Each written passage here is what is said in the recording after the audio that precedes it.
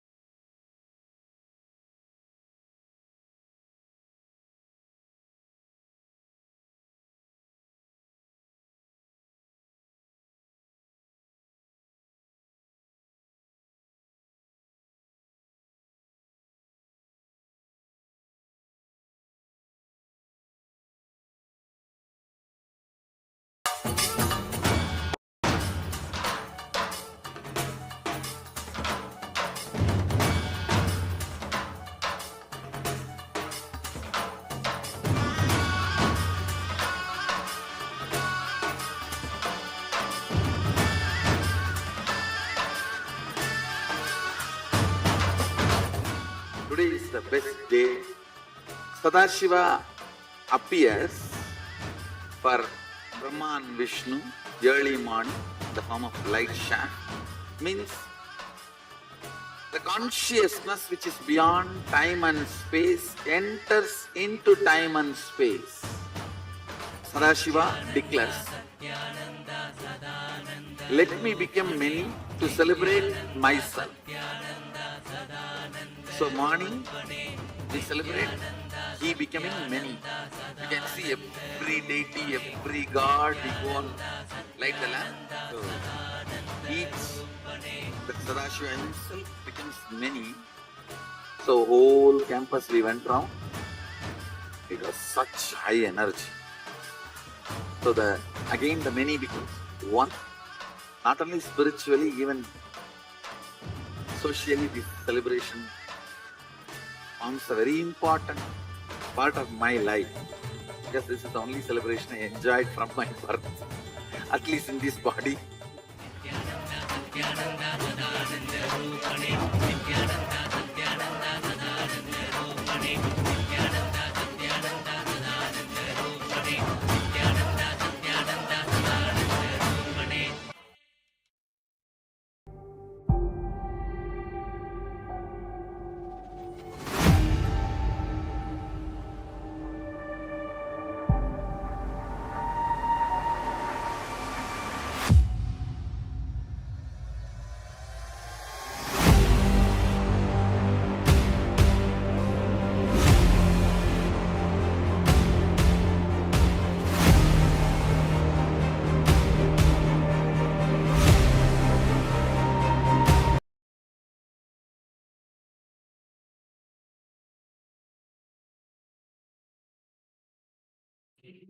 Yes. Sorry for the taking place.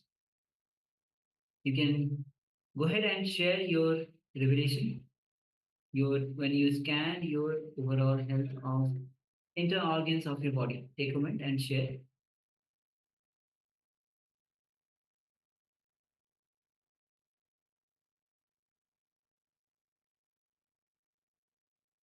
So as we mentioned earlier, this is a very powerful, power manifestation in that you can heal yourself. So you can provide the attention your body needs to heal whatever ailments you might have. Any ailments at all, you can heal it just through giving the right attention, giving attention and awareness to your body.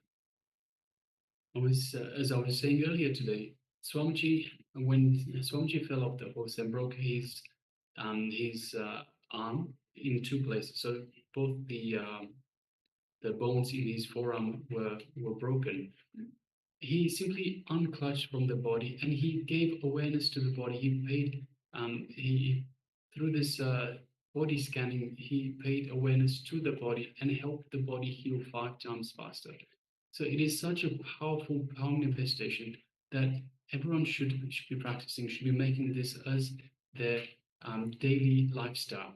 So anything, any ailments, anything that you have, whether it's cold, even all the way down to or all the way up to cancer, you can easily come out of any disease by scanning the body, by providing healing to the body, providing the awareness that it needs, the attention that it needs to help it heal itself. So the body has its natural healing process, its natural healing habit.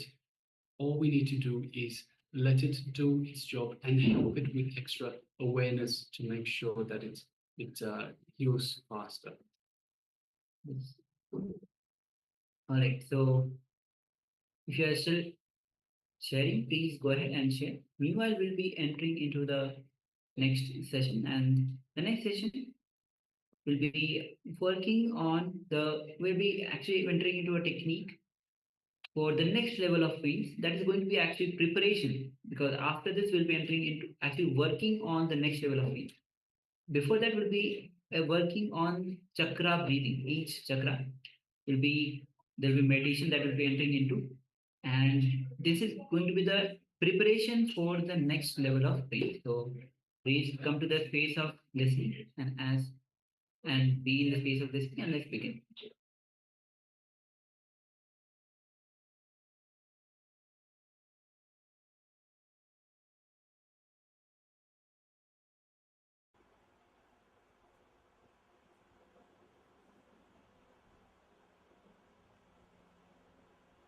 Now let us go a little more deeper.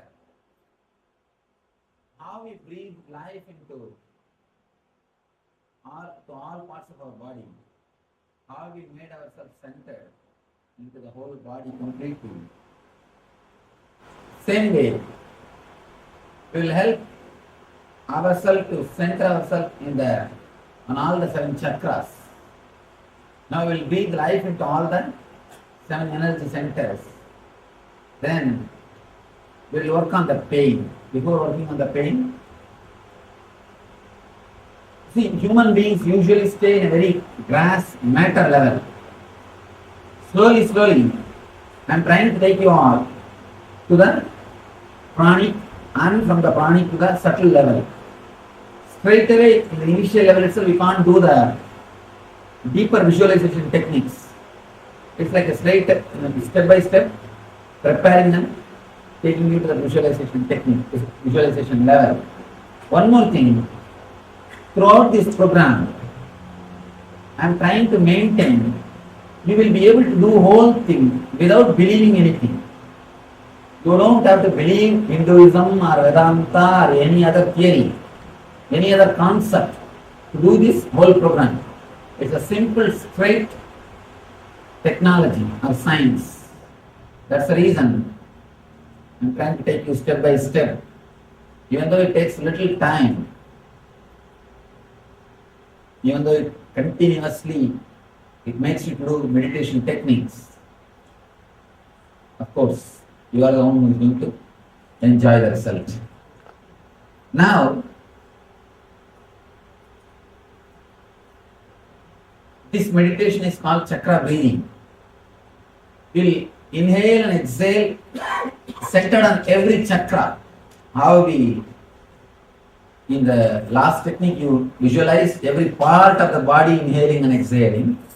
Now, you will not visualize every part, every center. For example, Manipura means the navel center. I'll guide you where the exact centers are there.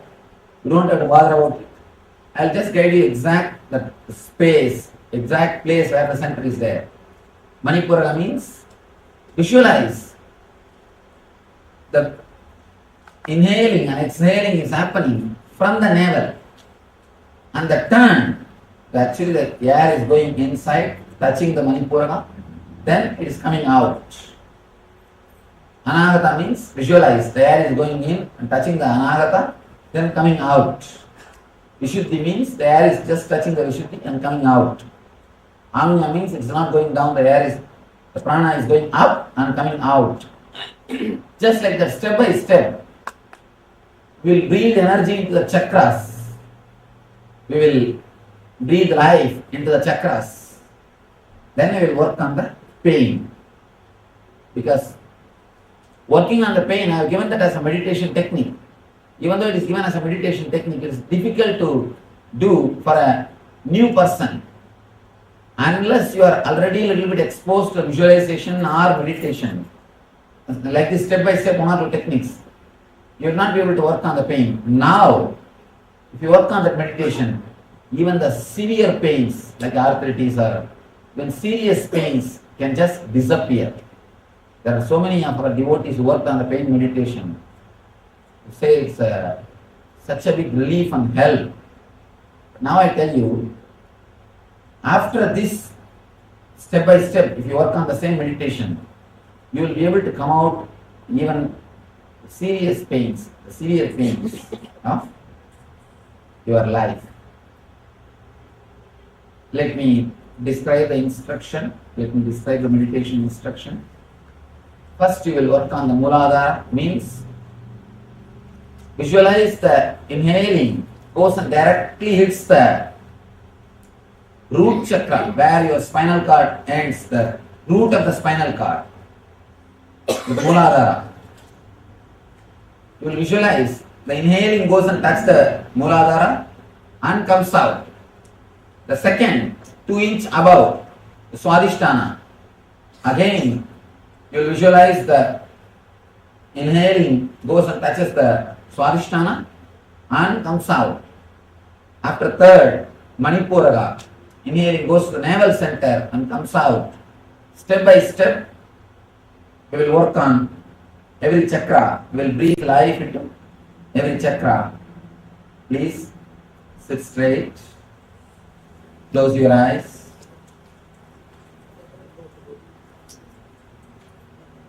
Tie the ribbon.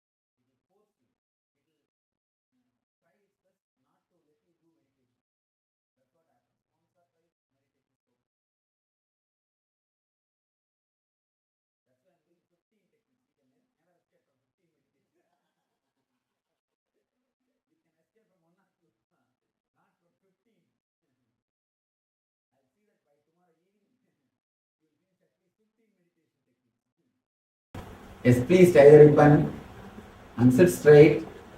You want head, neck and backbone to be in a straight line. If you can, better sit on the ground. If you can't, then sit on the chair. If you really can't manage sitting on the ground, then sit on the chair. Otherwise, please try to sit on the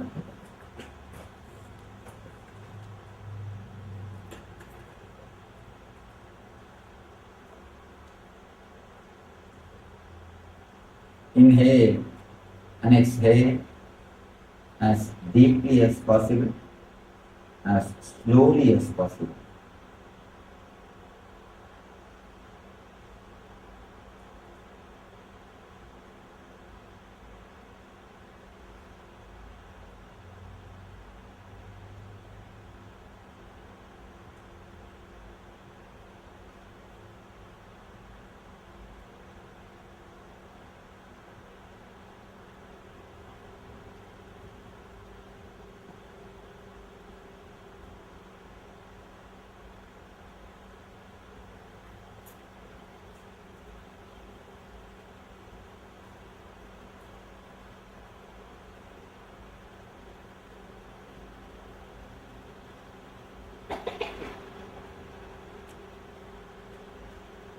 Inhale and exhale from root center where the spinal cord ends. Please visualize you are inhaling and exhaling from the root center.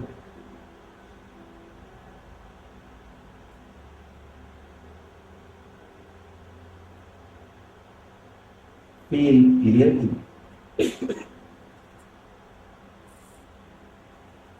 You are inhaling and exhaling. Touches the root chakra, root center.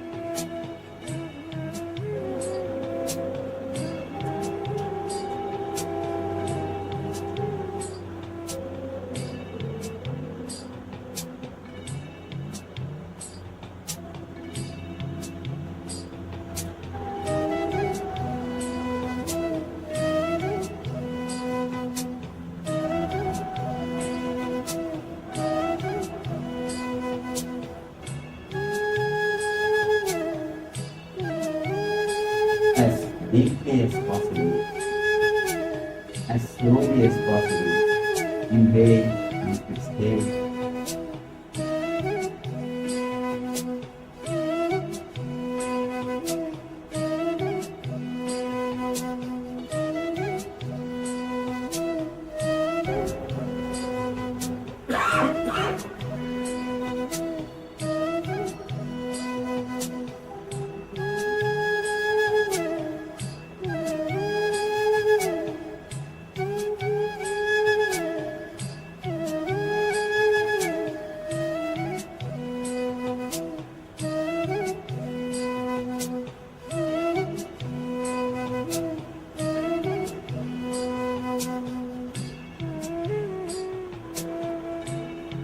Feel very clearly.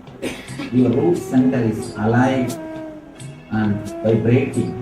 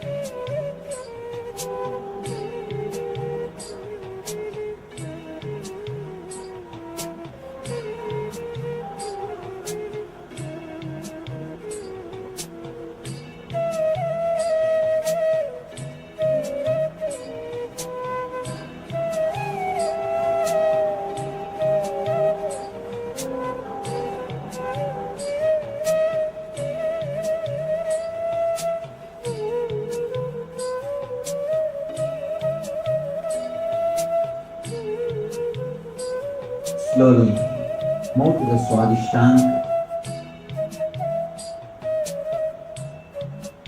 2 inches below the navel, 2 inches above the Muladhara to Swadhisthana.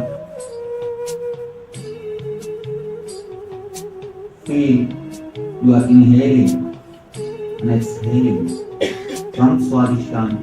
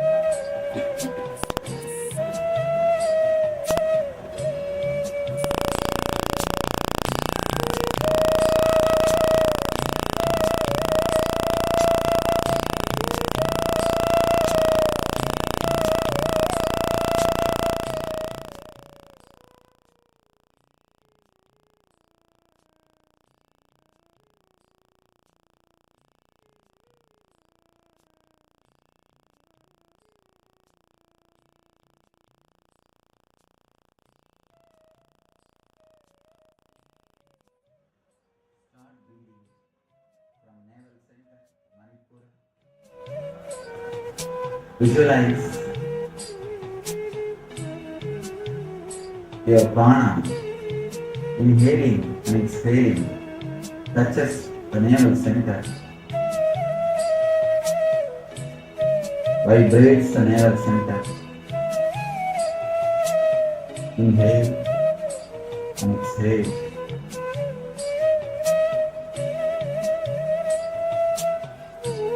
To the navel center.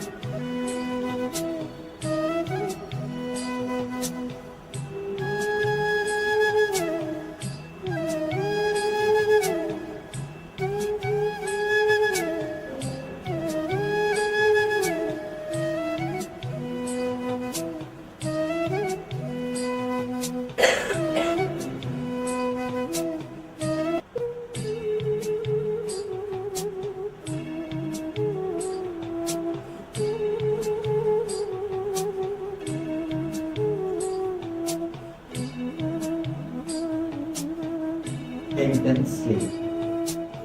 Inhale and exhale from the navel center. Let your inhaling and exhaling be deep and intense. Let it not be shallow. Let it be deep and intense.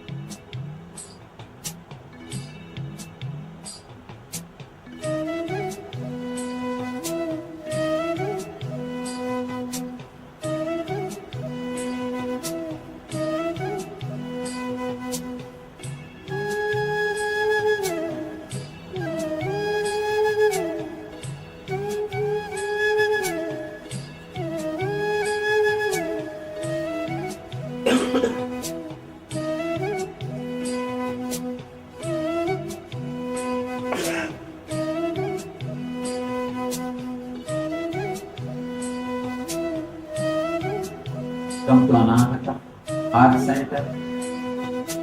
Inhale and exhale from the heart center, from the Anahata. If your mind wanders here and there, don't bother. Whenever you remember, come back to Anahata. Come back to that center. Now, be centered on Anahata, heart center. Inhale and exhale from Anahata, from that center.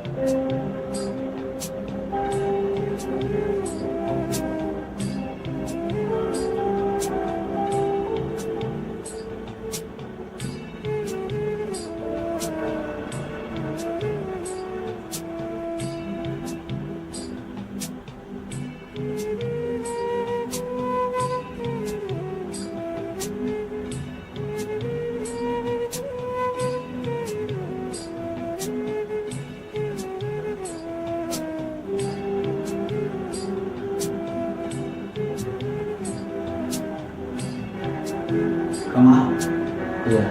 Vishuddhi Chakra, throat center. Inhale and exhale from the throat center, from the throat chakra.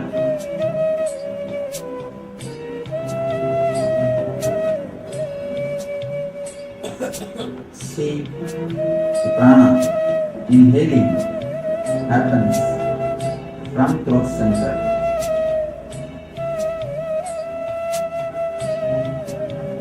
And the throat center is vibrating.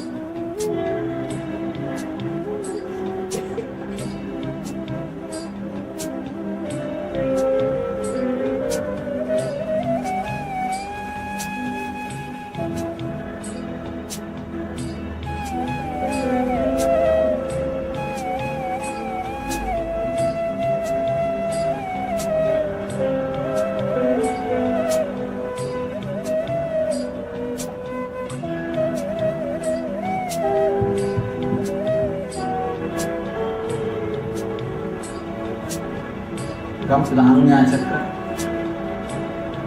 the brow center, the center between two eyebrows. Inhale and exhale from that center.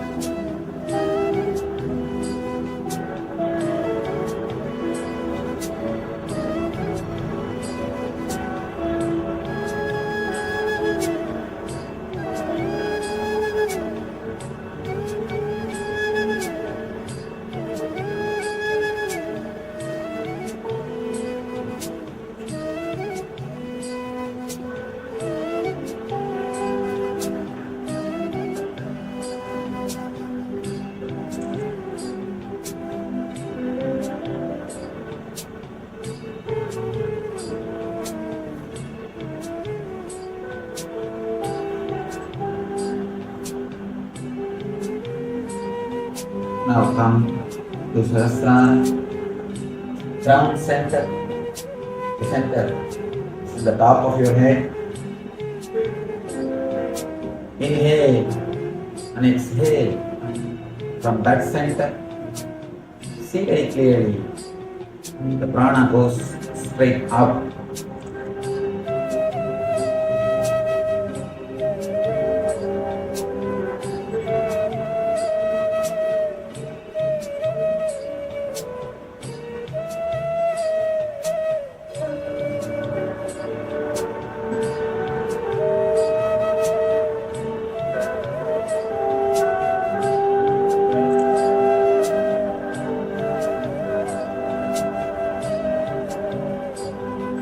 Let the inhaling and exhaling happen from the Sahasrara round center.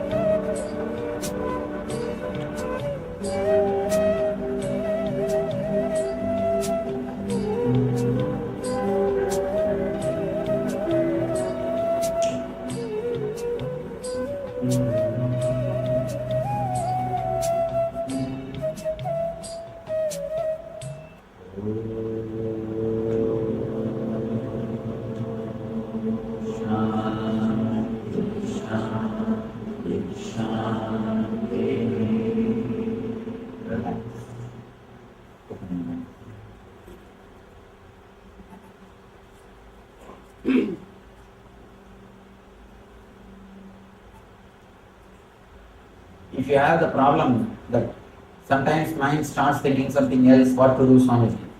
Mind starts wandering. Do not bother. The initial level, it will be there. That is the reason I am making you do continuously 15 different meditations. Naturally, by the time you do 5-6 meditations, the mind will come back to its source, and the number of thoughts per second will drastically reduce. You cannot do anything about the number of thoughts directly. You can do only by more and more deeper and deeper level techniques. That's what we are doing. So do not bother and do not create little more guilt. Oh, I am not able to do properly, I am not doing this, I am not doing that. We meditate to get out of the guilt only. And don't create one more guilt out of meditation. I have always seen people come to spirituality to be free of all this mental struggle. After coming to spirituality, they will create 1,000 more questions based on some books which they study and torture themselves more than earlier. Please do not do that. Do not torture yourself. Do not create guilt. Here I am doing whatever has to be done to make you experience that healing and health. Just go with it with your full effort. That's all. From your side, put the maximum effort. And simply things will happen. Nothing more is necessary. Nothing else is necessary. Do not have the guilt. Do not have any. Of course, it happens because of greed. Just the greed which makes you feel, oh, I am not doing this perfectly, that perfectly. Don't bother. You don't have to bother about perfection. But be total. That's all. Be total. Whatever maximum way you can participate. That's enough. Else will happen. You don't have to do. Else will happen.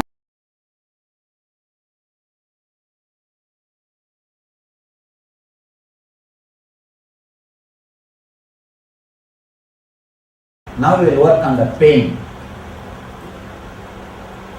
If you can manage, understand this one technique and master it, the technique which you are going to do now, you will be just liberated from all pains. Of course, now it will look like too good to be true. Only when you experience, you will be able to understand. And there are so many doctors, I think they can speak for the technique. I think I'll tell the doctors to speak for the... Here there are so many MD doctors who work with the technique and who really had the experience and just does the technique, does miracles. Not only that, these people have done the technique directly, they did that. Now you are having two benefits. One, from morning your mind is tuned to do the technique. Second, I am guiding you. I am listening here, I am guiding you. As I was telling you, pain is nothing but unawareness. Whenever you don't pay attention, awareness to some part of body, automatically your body demands your attention. Your body demands your awareness. The whole thing is nothing but just body asking your awareness, body asking your attention. One more thing, even the pains which come to us at the time of accidents, even big pains, they are nothing but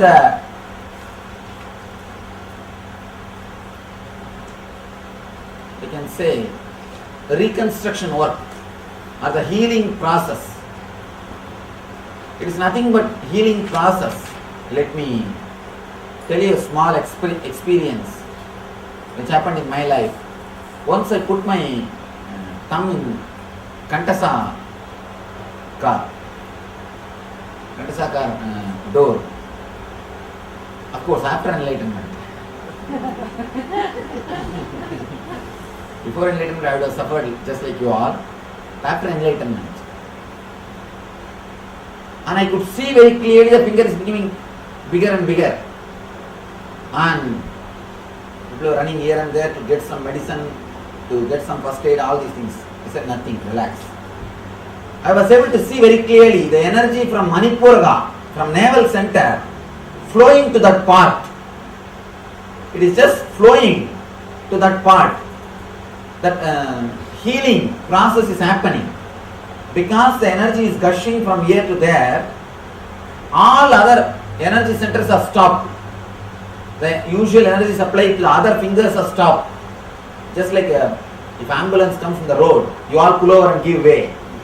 Same way, how ordinary cars pull over and give way for ambulance. Same way, because the emergency process is happening in this part, all other energy centers are disconnected. The energy flow to that centers are disconnected. I could see very clearly the energy flowing from navel to that place, and I was just witnessing the whole thing. After an hour, I just removed the nail and threw it away. In 10 days, simply, completely, not only got healed, and the nail came back. Neither there was a pain, nor the medicine was given. Nothing. Of course, I am not asking you to do this. But what I wanted to say, whatever process you call as pain is nothing but healing process. The body is healing itself.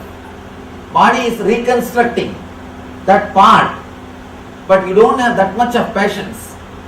The moment you name that process as a pain, please understand, you stop, you hinder that process. You try to stop that process. You try to disturb the natural healing process. Please do not hinder the natural healing process.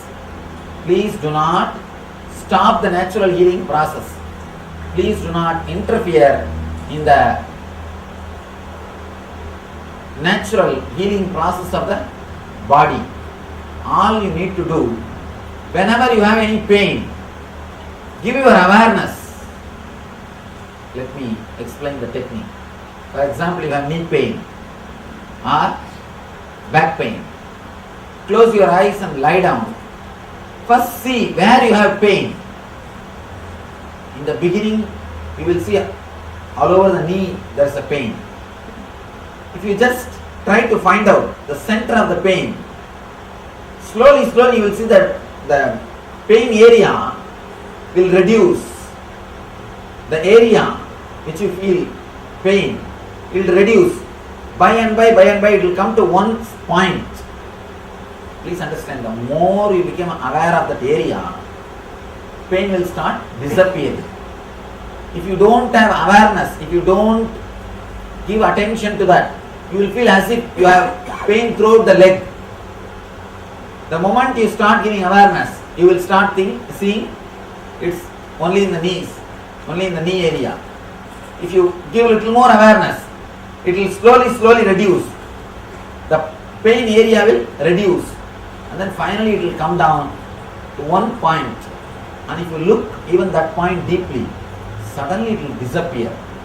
Not only it will disappear, you will feel a deep easiness, deep relaxed feeling, deep bliss. Actually, only then you will understand how the pain and bliss are one and the same. You just name them as two different things. It is because of your perception you think both are two different things. That's what Krishna says, Sidoshna Samadukkeshu in Gita. At the name of heat and cold, or pain and pleasure, the enlightened person will be same. Means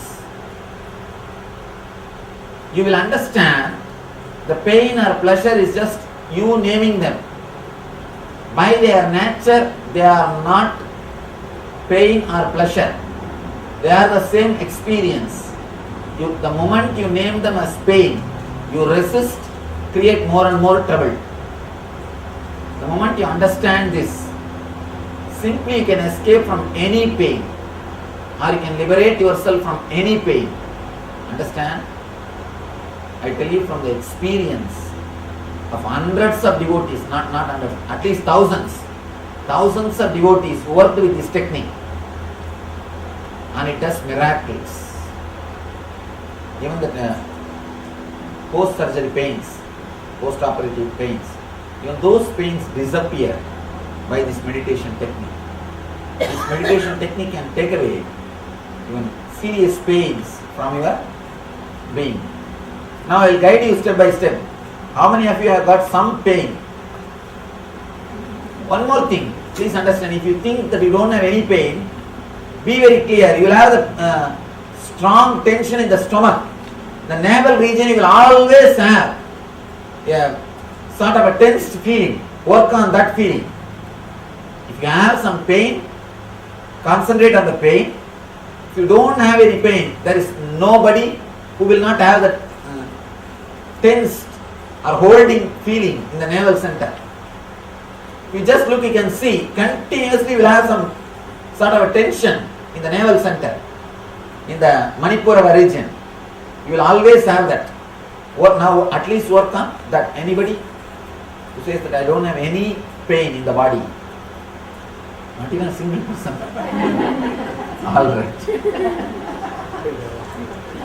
All right. Please understand the technique. If you have the knee pain, just when you close your eyes, you can even put your hand in that area. Just feel where you have pain. Please understand the instruction.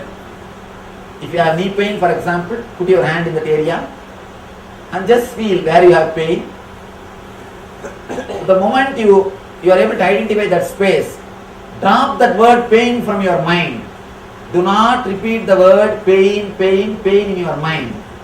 Just see how a curious child will look if you see something new. If you take your child to some new house, how you look and go around and turn the whole house. Same way, just look what is happening in the space. I am having some new sensation, new feeling. What is this? Look at that whole thing with a curiosity. Just see what is happening in that space. Look the whole thing with a simple, innocent curiosity. Do not name that as a pain. Just see what is this experience. What is happening around this? Just be curious and look into that. You will see that the pain disappears. What if you have like mental pain or stress or something? Of course, we'll work later on. Okay. We'll work next on the mental pains, the emotional pains. Actually, I tell you, all emotional pains will express itself in your body in some form of pain. Please understand, all emotional pain will express itself in your body in some form, in some way or other. As some pain it will express. If you don't have any other pain, at least you will have pain in this region. You will have that strong feeling in this region, sort of as if there is a stone kept, a weight kept in that region. You will have at least that pain. All pains, whether it is psychological or emotional, expresses itself in our body. That is why we call them as pains. Please do not think your body and mind are two different things. You are psychosomatic. So, body and mind both are one and the same. They are not two different things. Please close your eyes. Tie the ribbon. I think in 2 days you will spend your whole day tying with the ribbon. Eyes closed. Yes. Oh, if you have two different pains, what to do? This is funny question. It is strong pain. It's strong pain. Which you want to heal first, work on that. And one more thing I want all of you to know. All pains are rooted at the strongest pain. For example, if you have back pain and knee pain, if back pain is strong, severe, the knee pain is also rooted in that. Once the back pain is healed, knee pain will disappear automatically. You will understand when you work on that. All pains are rooted in one center. Yes. No, if you don't have any problem now, work on the navel center. Navel center always you will be holding. There will be tightness in the navel center. Work on that. When you get the pain, work on that. You don't have to get pain just to do this meditation. See now, even pain cannot make us suffer. We will be expecting, we will be challenging the pain. When will you come? Come, let us see. What if you have a tumor and it doesn't hurt, but it's there? Please, a little loud. What if you have a tumor, but it's not painful, but it's And then don't there? work on that. Don't Then work on the navel. All right. Please close your eyes. Tie the ribbon.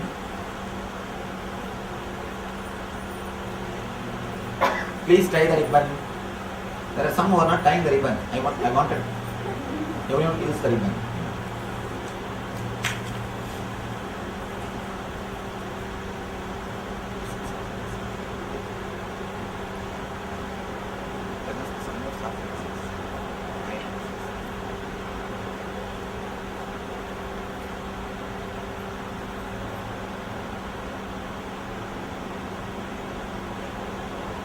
If you have knee pain, touch your knees very lovingly, in a caring way.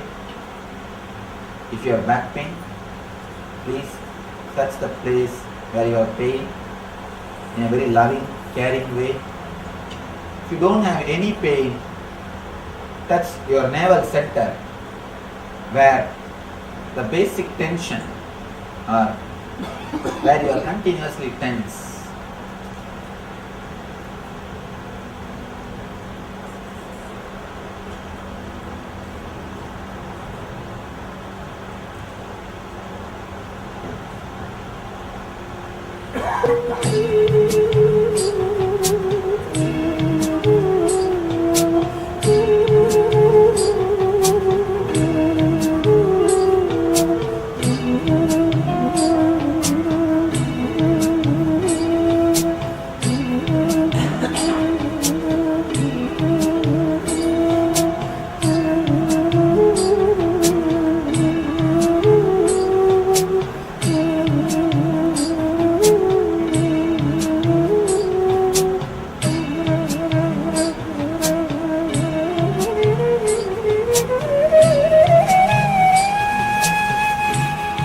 Concentrate on the place where you have pain.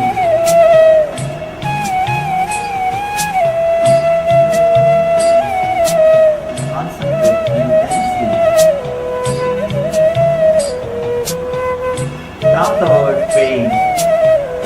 Just see what is happening in that area.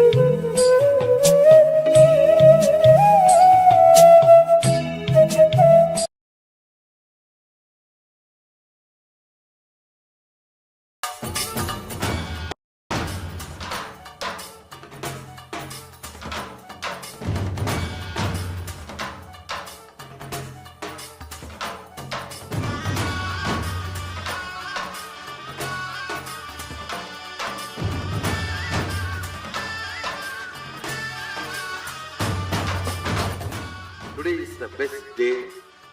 Sadashiva appears for Brahma and Vishnu early morning in the form of light shaft. Means the consciousness which is beyond time and space enters into time and space. Sadashiva declares, let me become many to celebrate myself. So morning we celebrate he becoming many. You can see every deity, every god, we go on light the lamp. So each, the Sadashiva himself becomes many. So whole campus we went round. It was such high energy. So again the many becomes one. Not only spiritually, even socially, this celebration forms a very important part of my life. Because this is the only celebration I enjoyed from my birth, at least in this body.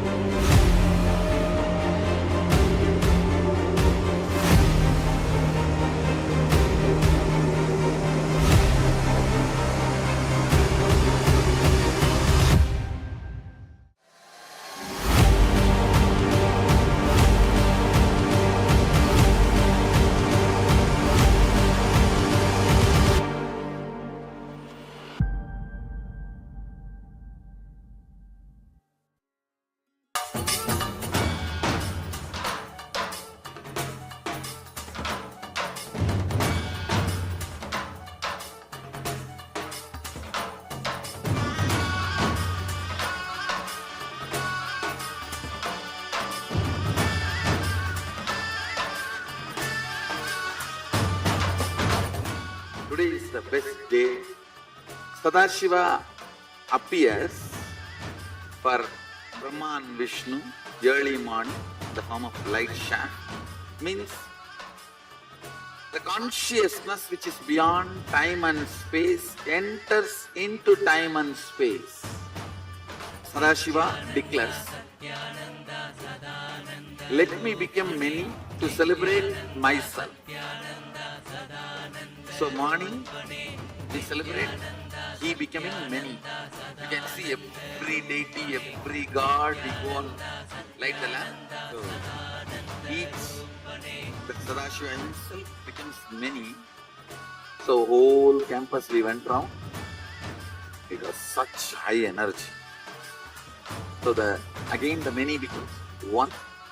Not only spiritually, even socially, this celebration forms a very important part of my life. Because this is the only celebration I enjoyed from my birth, at least in this body.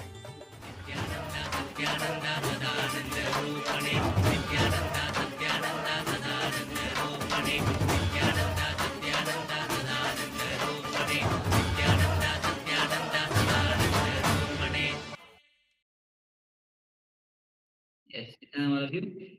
So after you just saw the celebration of the Kartikeya Deepam again and again, Swamiji because we just on 4th of December the Kartikeya Deepam is starting. This is the celebration where Sadashiva decided to become many to celebrate himself.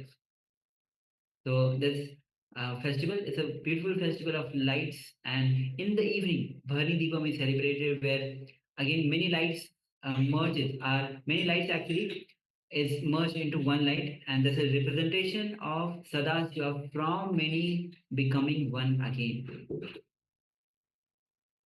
And before this, we just had the meditation on focusing on the pain areas, bringing awareness to the pain areas. The moment we bring awareness to the pain areas, all the pains disappear because pain exists because of the non awareness, non presence. When we don't give our presence to that area, pain happens. When we give our presence, when we give our awareness, pain simply disappears. So, with this, let's move on to the power manifestation. And this round will be manifesting, will be scanning, you'll be scanning your own blood pressure and all your vitals. Yes, so we're talking about blood pressure, heartbeat, we're talking about temperature.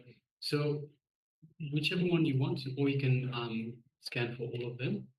Requesting everyone to let us get ready. First of all, make sure that you scan for something that you can measure at the end. So whether you have a way of measuring your blood pressure, so after the power manifestation, whether you have a way of measuring your temperature, your heartbeat, whatever it might be, whichever one you are looking to power manifest, make sure you have some way of measuring it afterwards. So after the power manifestation, we'll be asking you to measure this power manifestation, this vitals, and to let us know how you went. So this is by having a way of measuring, then we have confidence when we have the right results. We can see it. Otherwise, see, we say, okay, I manifested, it was let's say for argument's sake 83, but there's no way, if you have no way of checking for that, then you don't have confidence that yes, you are manifesting this power. So please make sure you scan for something that you can actually measure as much as possible. So if you don't have any measuring devices, then you can always use just for the pulse, the heart rate for the pulse. You can just measure. Let's say count for 10 seconds. See how many pulse, how many times the blood pulses through the vein in those 10 seconds, and times that by 6. So you can do something like that. So you can always find a way to measure to measure what you are scanning for. All right, so let us sit comfortably with the head, neck, and spine in a straight line. And let us just unclutch.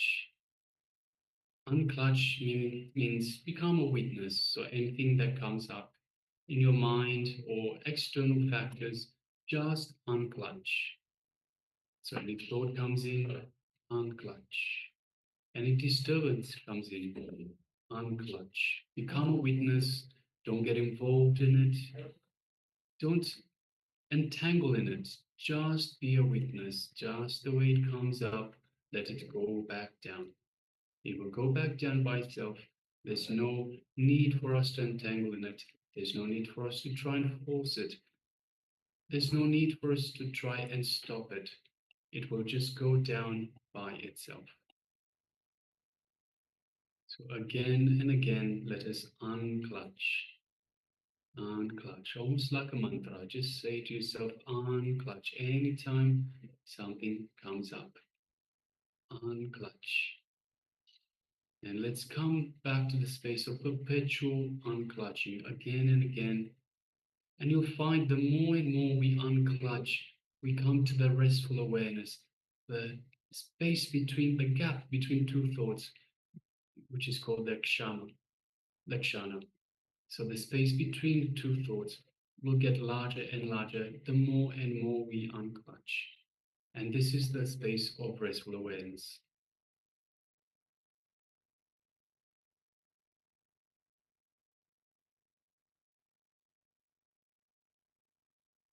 Now let's move our attention, our awareness to our inner space, which is the Ananda Gandha, located just below the heart center. And let us visualize Swamiji's Murti, our favorite image of Swamiji in our inner space, in our Ananda Gandha. and connect to that image, that murti of Swamiji. And as you do so, feel that connection getting stronger.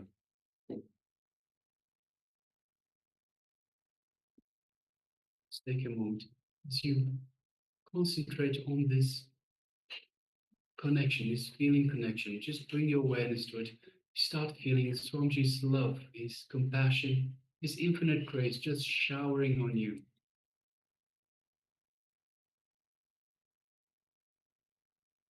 Just take a moment and enjoy all of that. In your Ananda Kanda, in your inner space, where it is just you and Swamiji, no one else, nothing else. There's just a space of oneness with you and Swamiji, and nothing else is reality. This is the only reality. In your inner space, there's just yourself and Swamiji in oneness. Just take a moment and feel that space of oneness. And as you do so, you feel the energy, Swamiji's energy flowing throughout your entire body. The super conscious energy that Swamiji is radiating is filling every one of the trillions of cells in your body. Every cell in your body is awakened, rejuvenated, energized with this super conscious energy. Just take a moment and feel all of that in every cell of your body.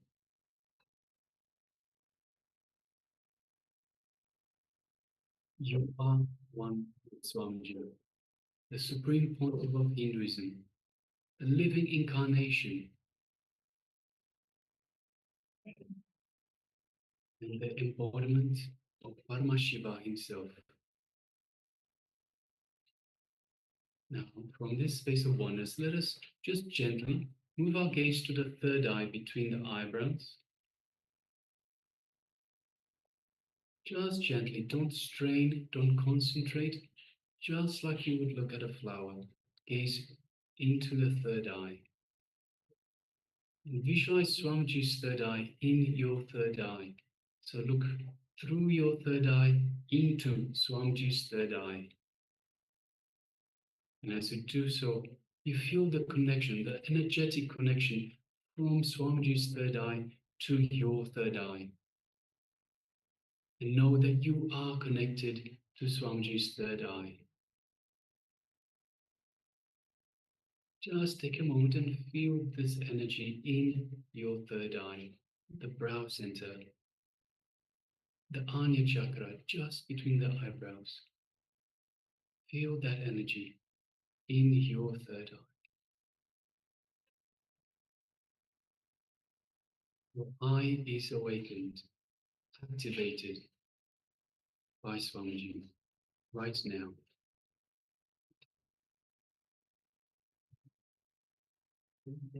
Let us now start chanting the Mahavakya. Om Nityananda Paramashivoham. Om Nityananda Paramashivoham. Om Nityananda Paramashivoham. Yes, and from this space of oneness with Swamiji, keeping this strong connection to Swamiji's third eye, let us start scanning the vitals for our own body. The heartbeat, the temperature, whatever it might be, just put it in your third eye and ask Swamiji to manifest this through you. Let us start manifesting this power now.